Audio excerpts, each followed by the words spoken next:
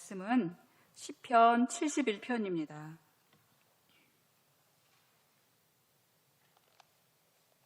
구약성경 853면 시편 71편 본문은 1절부터 24절인데요. 저희와 함께 봉독할 것은 1절부터 13절까지 말씀 봉독하도록 하겠습니다. 시편 71편 1절부터 13절까지 말씀을 함께 봉독합니다. 여호와여, 내가 주께 피하오니 내가 영원히 수치를 당하게 하지 마소서.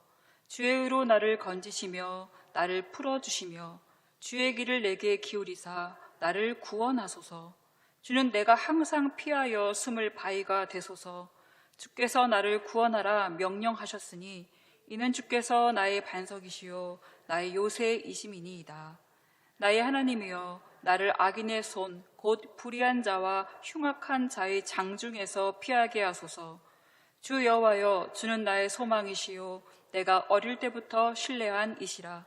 내가 모태에서부터 주를 의지하였으며 나의 어머니의 배에서부터 주께서 나를 택하셨사오니 나는 항상 주를 찬송하리이다. 나는 무리에게 이상한 징조같이 되었사오나 주는 나의 견고한 피난처시오니 주를 찬송함과 주께 영광 돌림이 종일토록 내 입에 가득하리이다. 늙을 때에 나를 버리지 마시며 내 힘이 쇠약할 때에 나를 떠나지 마소서. 내 원수들이 내게 대하여 말하며 내 영혼을 엿보는 자들이 서로 꾀하여 이르기를 하나님이 그를 버리셨은즉 따라잡으라 건질 자가 없다 하오니 하나님이여, 나를 멀리하지 마소서. 나의 하나님이여, 속히 나를 도우소서. 내 영혼을 대적하는 자들이 수치와 멸망을 당하게 하시며 나를 모해하려 하는 자들에게는 욕과 수욕이 덮이게 하소서. 아멘. 여기까지만 읽겠습니다. 사람이 나이가 들면서 인생의 연륜도 쌓이고 또 그가 어떻게 살았는가 하는 삶의 흔적도 쌓여가게 됩니다. 그런 점에서 볼 때에 이 나이 잘 드는 일이 인생에서 참으로 중요하다는 것도 우리가 알 수 있게 됩니다. 잠언 16장 31절 말씀을 보시면 백발은 영화의 면류관이라 의로운 길에서 얻게 된다라고 말씀합니다. 그래서인지 이렇게 백발이 성성한 분들을 보게 되면요, 그리고 그분들이 하나님께 의탁하고 살아가는 그런 삶을 보게 되면 그냥 얼굴만 뵙는데도 왠지 모를 존경심이 우러나게 됩니다. 그러나 또 한편으로는 나이가 들어감에 따라서 속 감정이 드러나기도 합니다. 때로는 나약해지고 이상하게 서운함도 커지면서 슬픈 감정에 점점 빠져들어가는 것도 보게 되지요. 별일 아닌 일에도 마음이 상하고 별일 아니었던 일들이 별일이 되는 경우가 많습니다. 많은 사람들이 노후 대비로 미리미리 여러 대책들을 마련하고자 애쓰지만 그보다 더 앞서서 대비해야 할 것은 사실 내가 얼마나 하나님과 가깝게 살아가고 있는가일 것입니다. 아무리 튼튼한 노후 대비로 울타리를 만들었다고 해도요, 시편 127편 말씀처럼 여호와께서 집을 세우지 아니하시면 세우는 자의 수고가 헛되며 여호와께서 성을 지키지 아니하시면 파수꾼의 깨어 있음이 헛되도다 하신 말씀처럼 이 하나님께서 주도해 가시는 삶이 되지 않으면 그 우리의 수고가 다 헛될 뿐이다라고 말씀하고 있습니다. 그래서 이 노년은 힘이 없고 또 왠지 나약해지고 더 이상 의욕과 소망이 없는 이런 부정적인 요소가 점점 누적되어가는 시기가 아니라 고린도후서 4장 16절 말씀처럼 겉사람은 낡아지나 속사람은 날로 새로워진다라고 말씀하신 것처럼 하나님과 함께 하심으로써 더 힘이 있고 더 확실하게 그리고 백발이 영화의 면류관이 되어서 그 주님의 빛을 발하는 삶을 살아갈 수가 있게 되는 것입니다. 그렇기 때문에 이 나이가 들면서 이 세상 근심 걱정이나 또는 그런 골깊은 감정에 빠져들지 않기 위해서는 하나님과 내가 얼마나 깊이 교통하며 살아가는가, 그것이 가장 중요하다라고 할 수가 있습니다. 특히 오늘 시편을 보시게 되면은 기도자의 나이를 짐작해 볼 수 있는 구절이 있습니다. 찾아보자면 5절 보시면 주 여호와는 나의 소망이시오 내가 어릴 때부터 신뢰한 분이시다라고 말씀하고 있죠. 또 9절을 보시면 늙을 때 나를 버리지 마시며 내 힘이 쇠약할 때 나를 떠나지 마소서라고 간구합니다. 또 17절 보시겠습니다. 하나님이여 나를 어려서부터 교훈하셨으므로 내가 지금까지 주의 기이한 일들을 전하고 있다라고 말하고요. 18절을 이어서 보시면 하나님이여 내가 늙어 백발이 될 때에도 나를 버리지 마시며 라고 말하고 있죠. 즉 어린 시절과 이 백발의 때를 계속 언급해 가면서 지금 노년기에 이 어린 시절을 회상하고 있음을 보여주고 있죠. 그래서 오늘 시편의 그 제목을 노년의 기도라고 한번 이름을 지어 보았습니다. 우리의 육은 점점 낡아져 갑니다. 낡아지기 마련입니다. 그러나 우리의 마음 중심에 기도의 기둥을 든든히 세움으로써 우리가 노년기에 더욱 새 힘이 솟아나고 강건해질 수 있는 비결이 오늘 시편 말씀에서 찾아볼 수가 있는데요. 한번 같이 찾아보고자 합니다. 노년에 드리는 기도 첫 번째는 무엇인가? 이 몸과 마음이 쇠약해져가는 이 노년의 기에 밀려오는 감정이 있죠. 감정들, 또 상황, 이런 것들을 숨김없이 솔직하게 하나님께 드러내는 것입니다. 2절 보시게 되면은 내가 주께 피합니다. 나를 건지시고 구원하소서 이렇게 쭉 이어서 계속 보시면 전반적으로 어떤 간구를 드리고 있는가 하면 나를 떠나지 마시고 나를 버리지 말아달라고 이렇게 절박한 심정을 감추지 않고 호소하고 있는 것을 볼 수가 있죠. 특히 늙을 때를 나타내고 있는 아까 9절이나 18절을 보시게 되면은 나를 버리지 말아달라고 나를 떠나시지 말아달라고 유독 간구하고 있습니다. 아무래도 노년기에는 이 고독한 그 기운이 맴돌기 때문에 소외감이 좀 커지죠. 스스로도 그렇고 또 다른 사람들의 시선도 그렇고 그래서 자꾸 외면당한다고 생각하게 됩니다. 심지어는 그게 커져가지고 버림받았다라고까지 생각하게 된다는 것이죠. 손주들을 돌보시느라고 자녀들과 함께 살고 있는 우리 어르신들을 보게 되면요. 때로는 함께 있음에도 불구하고 이 소외감을 느낄 때가 많다고 하십니다. 그리고 손주들을 돌보시느라고 진짜 애지중지 그렇게 고이고이 막 이렇게 조심스럽게 먹이고 했어도 설령 이렇게 좀 잘못한 일이 하나 생기면은 그렇게 또 타박을 많이 듣게 되는 그런 일들이 있다고도 호소하고 있는데요.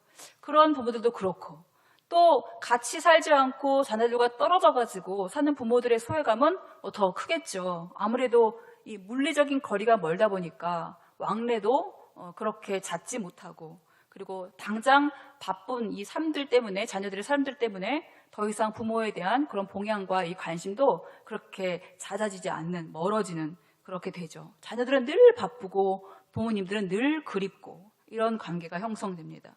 그래서 이 노년에 접어든 어른들을 뵙게 되면 그 젊은 날에는 가정의 머리셨잖아요. 근데 점점 이렇게 뒷방으로 밀려나면서 스스로도 자녀에게 폐를 끼치지 않고 살겠다라고 하면서 고독의 자리로 자기 자리를 정하며 살아가는 것을 볼 때에 참 여러 가지로 우리가 애잔합니다. 근데 이런 마음이 자꾸 깊어지게 되면은 고독감, 또 소외감, 심지어는 가족 간의 단절까지도 겪게 되고요. 아까 말씀드린 것처럼 이 버림받은 상태, 그러니까 사랑을 잃어가게 되는 것이죠. 그리고 남는 것은 뭐냐? 고집만 남게 된다라고 하죠. 그래서 이렇게 서글픈 노년이 되지 않으려면 그럼 어떻게 해야 되는가? 바로 아까 말씀드린 것처럼 솔직한 심정을 하나님께 토로해야 되는 것입니다. 꾹꾹 참으면 되는 게 아니에요. 오늘 시편 기자처럼 나를 버리지 마십시오. 늙어 힘이 없어져도 나를 떠나지 마소서라고 하는 기도를 드려야 된다는 것이죠. 이런 기도를 통해서 어떤 걸 드러내고 있는가? 내가 지금 그런 버림받은 심정이라는 것을 주님께 말하는 것입니다. 내가 힘이 있을 때는 서로 막 내 옆에 모여들더니만 내가 이제 힘이 없어지고 모든 이 관직에서 벗어나고 뭔가 그런 게 없어지니까 다 나를 떠나버리고 말았습니다 라고 하는, 심지어는 나는 정말 아무것도 아닙니다 라고 하는 그 감정까지도 전부 다 하나님께 그 속 심정을 쏟아놓게 되면 어떤 마음으로 그 마음이 채워지는가 하면요, 하나님은 나를 절대로 버리지 않는 분이다라는 그 마음이 채워지게 됩니다. 내가 늙어 힘이 없어져도 하나님은 나를 결코 떠나시지 않는 분이다라는 것을 확신하게 된다는 것이죠. 바로 이 확신이 이 기도의 결과입니다. 그래서 첫 번째로는 우리가 노년기에 드려야 될 기도는 내 감정과 내 상황을 솔직하게 하나님 앞에 토로하는 것, 바로 이것이 우리가 노년기를 잘 보낼 수 있는 방법이고요. 이런 것은 예수님께서도 죽음을 맞이하시면서 느꼈던 감정이기 때문에 우리가 그것을 공감해 볼 수가 있는데, 주님께서 죽음이 임하시기 전에 외쳤던 그 소리가 무엇입니까? 엘리 엘리 라마 사박다니, 나의 하나님 어찌하여 나를 버리셨나이까. 이 버림받은 심정을 예수님께서도 그대로 느끼고 계셨죠. 예수님의 죽으심은 왜냐하면 여느 사람의 죽음과는 다르게 세상의 그 무거운 죄짐을 단번에 속죄하시기 위해서 전부 짊어지신, 즉 하나님의 진노의 잔을 마셔야 했던 죽음이기 때문에 예수님께서는 하나님과 이 단절되는 이 순간을 버림받은 상태로 느낄 수밖에 없었던 것입니다. 그 처절한 심정을 예수님께서 겪으셨죠. 그렇기 때문에 우리의 그 버림받음에 대한 심정을 누구보다 잘 아시는 분이 예수님이시라는 것이죠. 그런데 우리가 이렇게 하나님과의 관계가 끊어진 채, 즉 단절된 상태, 버림받은 것 같은 느낌으로 살아가게 되면요, 그러면은 이 회복이 일어나지 않잖아요. 근데 예수님은 그때 어떻게 합니까? 이 엘리 엘리 라마 사박단이라고 토로함으로써 하나님은 자신을 절대로 버리지 않는 분임을 오히려 알게 된 거죠. 어떻습니까? 십자가에서 죽으심은 죽음으로 끝나지 아니하고 바로 하나님 안에서 다시 사는 부활로, 생명으로 그 결과를 얻게 되신 것이죠. 그리고 하나님께 버림받은 것이 아니라 하나님 품에 안기는 그 용납을 얻게 되신 것이죠. 우리도 이 늙어서 백발이 될 때까지 우리가 하나님께 붙어 있기만 한다면, 이 혹시라도 버림받은 상황에 그런 환경이 온다고 해도 도리어 어떤 감정이 생기냐면, 하나님은 절대로 나를 버리지 않는 분이시라는 확신을 갖게 된다는 것입니다. 나를 떠나지 않고 나를 보살피시는 분이시다 라는 것을 알게 된다는 것이죠. 그래서 하나님께 이렇게 내 감정을 시원하게 토로하는 기도가 그렇게 중요한 것입니다. 속병 들지 말고 하나님께 다 말씀하시기 바랍니다. 그래서 노년기에 접어들수록 여러분들 여러 상황 때문에 속상한 일이 있을 때마다 다 드러내서, 어떤 누구도 내 마음을 만져주지 못하고 어떤 누구도 나를 위로하지 못하고 또 치료하지 못하는 그 부분을 오직 하나님만이 참된 위로자가 되시고 치료자가 되셔서 그것을 낫게 해주시기 때문이라는 것이죠. 자, 그러면 노년기에 드리는 기도 두 번째는 무엇인가? 그것은 어릴 때 가졌던 하나님께 대한 소망, 그리고 어릴 때 배웠던 말씀들을 기억해내면서 기도하는 것입니다. 5절 보시면 시인은 어릴 때부터 주님을 신뢰했다라고 말하고 있죠. 또 6절 보시면은 모태에서부터 주를 의지하였으며 나의 어머니의 배에서부터 주께서 나를 택하셨사오니 하면서 자신은 이제 모태 신앙임을 말하고 있죠. 또 17절 보시면 아까 하나님이여 나를 어려서부터 교훈하셨으므로, 어려서부터 주의 말씀으로 배우고 자란 사람이라는 거죠. 자신이 어릴 때부터 하나님께서 어떻게 나를 돌보시고 가르치시며 자신의 삶을 인도해 오셨는지 그 경험들을 다 기억해내면서 기도하라고 지금 가르쳐주고 있는 것입니다. 이것이 굉장히 중요합니다. 여기 지금 계신 분들도 모태신앙인 분들 많으시죠. 그러니까 태 속에서부터 어머니께서 그 어머니의 신앙으로 인해서 내가 이미 하나님께 택함 받은 그 축복, 그게 얼마나 대단한 건지 이 모태신앙인자들이 잘 몰라요. 다 커서 이거를 알게 되기 때문에 모르는데 엄청 큰 축복입니다.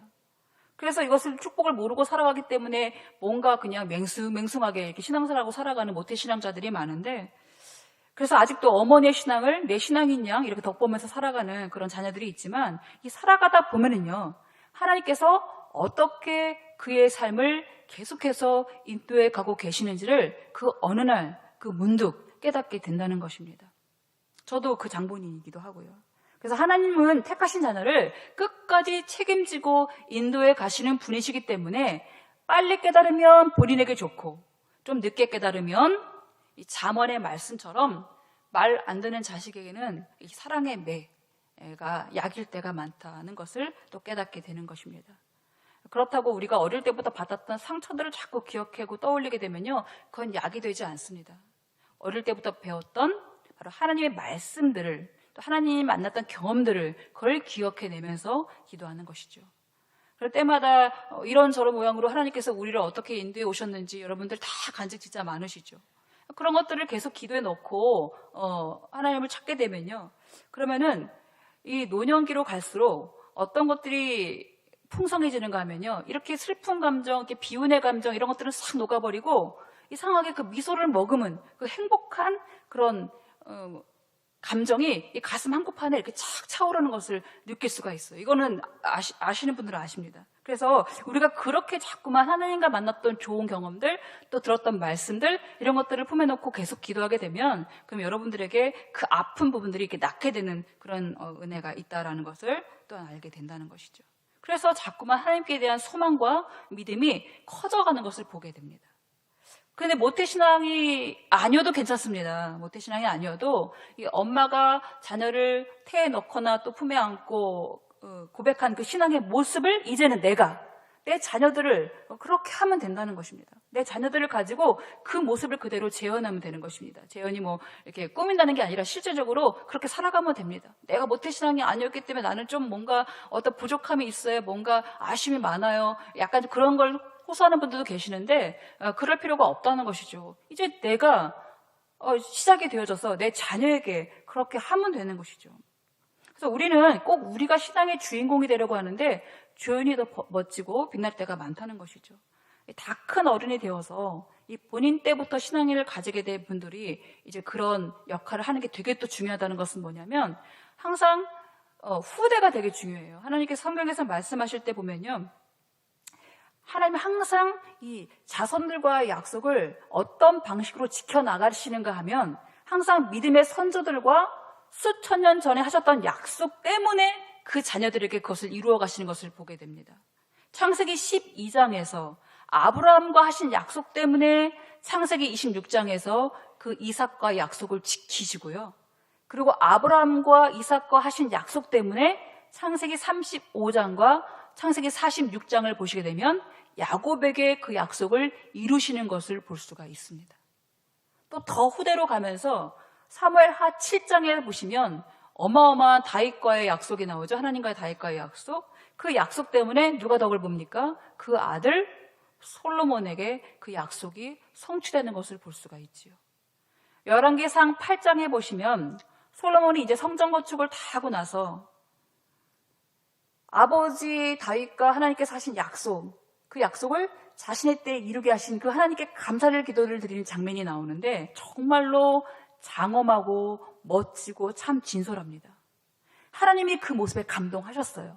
그래서 예전에 기본 산당에서 솔로몬에게 나타나셨던 하나님께서 다시 열왕기상 9장에서 또다시 한번 나타나시면서 내가 다윗과 했던 약속을 너에게 이루어 주겠다라고 또다시 한번 거듭 약속을 해주시는 것을 볼 수가 있지요.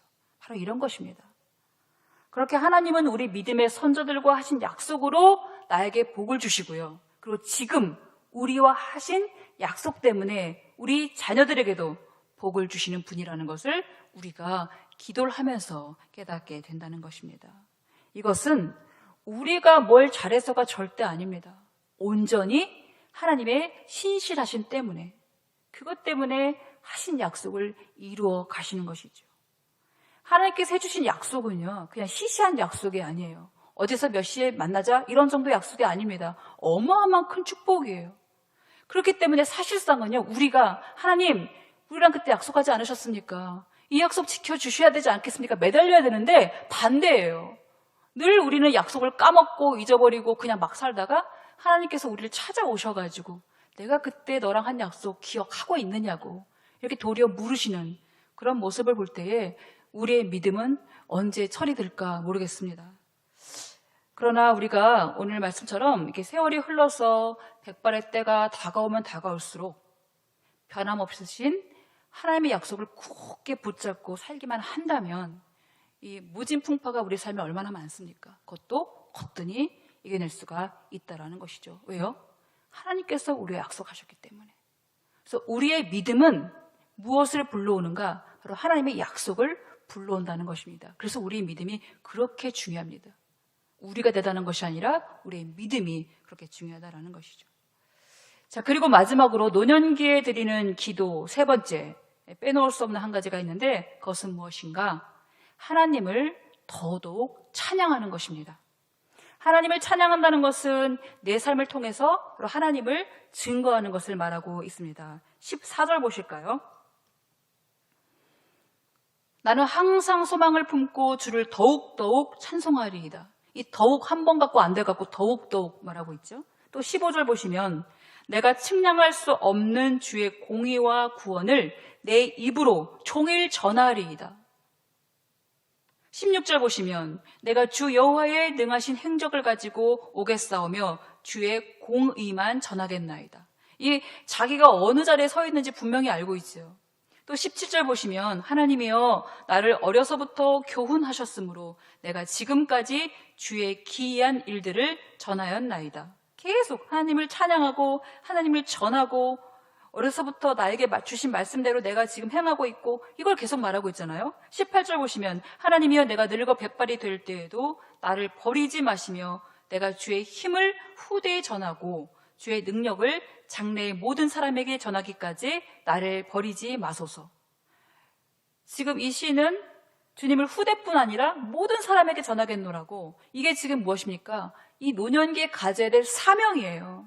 노년기는 뭔가 이제 다 일이 끝나고 아무것도 할 일이 없는 이런 때가 아니라 오히려 이런 사명을 더욱 가져야 할 때라는 것을 오늘 이 18절에서 보여주고 있죠. 19절 보시면 하나님이여 주의 의가 또한 지극히 높으시니이다. 하나님이여 주께서 큰 일을 행하셨사오니 누가 주와 같으리이까. 전부 하나님을 크게 자랑하고 있습니다. 누가 이럴 수 있겠습니까? 바로 하나님에 대한 경험이 많은 사람이 하나님을 찬양하고 하나님을 자랑할 수가 있는 것입니다. 그가 얼마나 높으신 분이신지, 그가 우리 삶에 얼마나 큰 일을 행하셨는지 경험한 사람이 말할 수가 있는 것이죠. 여러분들 그런 경험을 많이 하시기 바랍니다. 또 20절 보시면 우리에게 여러 가지 심한 고난을 보이신 주께서 우리를 다시 살리시며 땅 깊은 곳에서 다시 이끌어 올리시리이다. 우리가 인생을 살아가면서 얼마나 숱한 고난들을 만납니까? 그런데 그런 고난 속에서도 하나님은 반드시 우리를 다시 살리시는 분이시다라는 것이 여기에 분명하게 기록되어 있죠. 어디? 땅 깊은 곳까지 내려갔어도 다시 끌어올리시는 분이시다. 땅도 아니에요. 땅 깊은 곳까지 내려갔어도 그걸 다시 끌어올리시는 분. 얼마나 희망적이고 소망적입니까? 이런 경험이 여러분에게도 있으시길 정말로 간절히 바랍니다. 그래서 우리는 늙어 백발이 될 때까지 이 하나님을 찬양하는 자리에 있어야 합니다. 22절로 계속 이어서 보시면 나의 하나님이여 내가 또 비파로 주를 찬양하며 주의 성실을 찬양하리이다. 이제는 악기를 동원해서 힘차게 찬양하는 모습을 볼 수 있죠. 이스라엘의 거룩하신 주여 내가 수금으로 주를 찬양하리이다. 여기 시편에 보시면은 가장 기쁘게 주님을 찬양할 때 비파를 꺼내들고 수금을 꺼내들어서 찬양하는 것을 볼 수가 있는데 지금 그게 등장하고 있죠. 23절 내가 주께 찬양할 때에 나의 입술이 기뻐 외치며 주께서 속량하신 내 영혼이, 입술도 기뻐 외치는 입술이 되고 영혼까지도 지금 즐거움이 넘치는 최고로 기쁜 24절 보시면 나의 혀도 종일토록 주의 의를 작은 소리로 읊조리오리니 나를 모해하려던 자들이 수치와 무한을 당함이니이다. 이 찬양만큼 좋은 약도 없습니다. 하나님을 힘차게 찬양해야 하는 것입니다.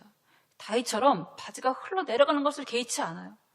그냥 힘껏 하나님을 찬양하는 자리, 그 자리가 바로 여러분 낫는 자리고 회복이 일어나는 자리입니다. 그렇게 되면 나를 괴롭혔던 그 안에 노년의 우울함, 또는 소외감, 분노, 불안, 또는 나약해지는 마음, 심지어는 이 버림받은 심정까지도 전부 있을 자리를 찾지 못하고 다 떠나가 버린다는 것이죠. 여러분 그런 은혜를 여러분 경험하시면 좋겠습니다. 특히 노년기를 맞이하는 모든 분들께 이 기도를 권해드립니다. 이 기도 3가지 뭐였죠? 첫 번째, 하나님께 나의 심정과 상황을 다 토로하는 것, 다 아뢰는 것. 두 번째, 어릴 때부터 인생의 순간순간마다 찾아오셨던 하나님과의 경험을 자꾸 기억하며 기도하는 것. 그리고 또 마지막으로 하나님을 언제나 힘껏 찬양하는 자리에 내가 있는 것, 그리고 하나님을 자랑하는 자리에 내가 거기서 사명을 발견하는 것, 바로 이것이 노년기 여러분들이 드려야 할 기도라는 것이죠. 그래서 하나님과의 추억을 많이 만들어 가시기 바랍니다. 지금도 늦지 않았습니다.